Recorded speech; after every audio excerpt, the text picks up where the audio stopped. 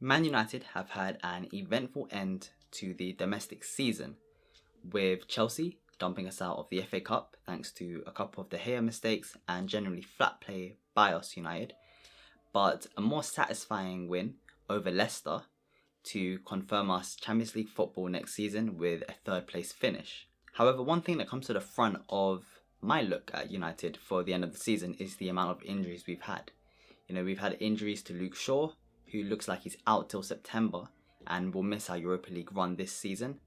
And more recently, Eric Bailly's head injury, where he clattered into the heads of two players on the pitch, one being a United player as well. In this video, I'm going to break down what I think of the Bailly injury, the best and worst case scenarios of when we can expect him back, and also a rundown of the on-the-pitch actions by the medical staff, ranging from the use of stretchers, helping him walk, and also the dramatic use of a neck brace. If you don't know me already, my name is Matthew Fayisa and I'm a medical student from London interested in sports medicine. Hit the sub button and like the video, and also remember to comment down below what other videos you'd like me to cover. Bailly was particularly unfortunate in the first half of the Chelsea game in the FA Cup. It was really sad to see that he had suffered two devastating blows to the head, collisions to two players within the space of 5 minutes, and I don't think I've ever seen something like that in sports. And definitely not in football. I think it's likely that Bailly most likely had a concussion due to the nature of the injury and also how he was walking afterwards in terms of the loss of balance. How I definitely heard rumours that perhaps more long-lasting damage could have taken place in the form of potentially skull damage to the bone or even nerve damage in some instances. I think nerve damage was a bit excessive. However, I think these were kind of driven from the use of the neck brace. People were a bit worried whether there was some form of spinal compression or spinal damage that caused them to be a little bit off balance. A concussion is a word to describe an injury where a force hits the head, causing the brain to shake and then collide with the inner walls of the skull. This is classed as a traumatic brain injury and can be common in sports, but also in instances like a car accident where the head might be whiplashed forward, causing a jolt to the head and then causing the brain to hit the inner walls of the skull, as we previously mentioned. Concussions can vary in terms of the symptoms they present. However, there's a range of issues that may arise, such as headaches, loss of balance, confusion, and concentration issues in the short term, as well as much more. Ultimately, for me, the lack of balance that Bailly showed was one of the signs that led me to think that he had a concussion.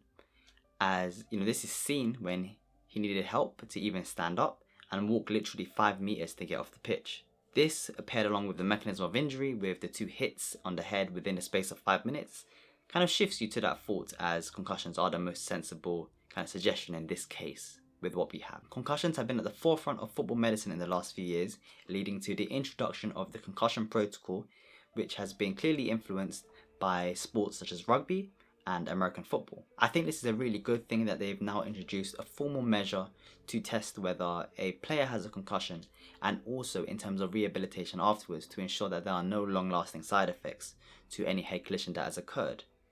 This means that the introduction of this protocol is going to kind of force teams to look after players, particularly on the pitch, and not force them to play on. This also reduces the chance of players playing with a concussion on the pitch or returning too quickly, such as in the case of Liverpool goalkeeper or ex-goalkeeper Karius in the Champions League final, where I believe he had a knee to the head from Sergio Ramos, and this caused him to kind of play poorly for the rest of the Champions League final, letting in a Bale long-range shot and also famously that Benzema tap-in where he rolled it right in front of him on the goalkeeper's line. The introduction of the concussion protocol is known in sports and known in football in particular. However, I want to see whether you guys actually know about it and know deep down what the FA concussion protocol actually means for a player and for a team.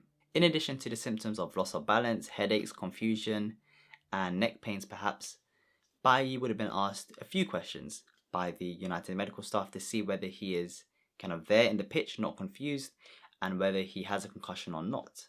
These are complementary findings and complementary examinations to use and give the United staff an idea of what is going on. So they're going to ask him a few simple questions that anyone that hasn't got a concussion should be able to easily answer, i.e., what stadium are you at today? What's the game? What's the team that you're versing? What time of the match is it? Do you remember what just happened?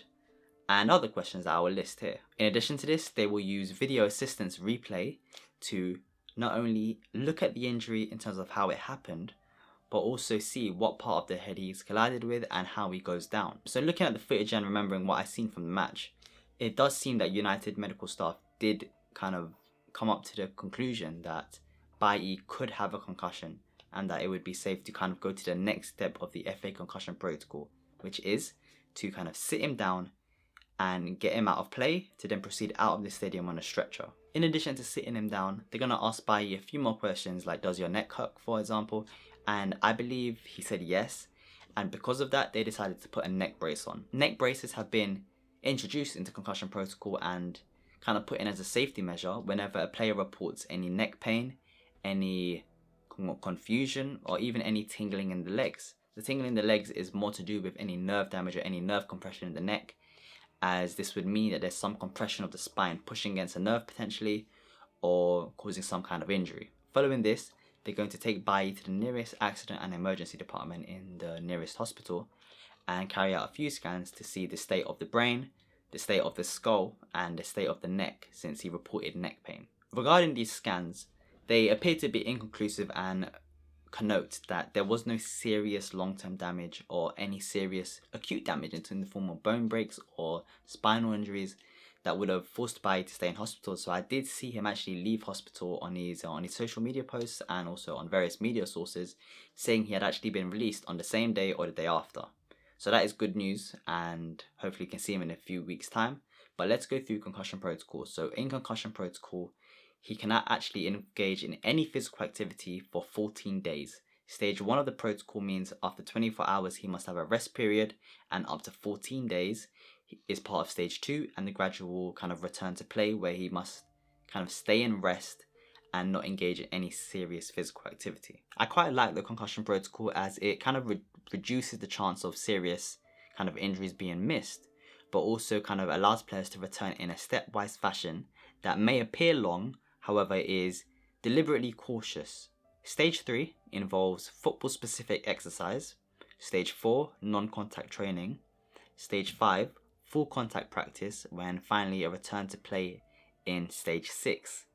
This is deliberate and involves multiple checks to assess players and ensure they do not return with any underlying issues arising from the initial head collision. So what does this mean for fans? What does this mean for the team? What does this importantly mean for Bailly when we can expect him to return back to play?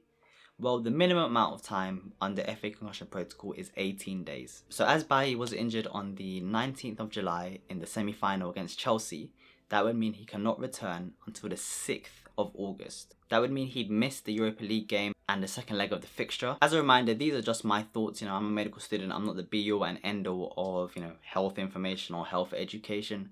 And these are just my thoughts on what I think happened and when we can expect Bailly to return.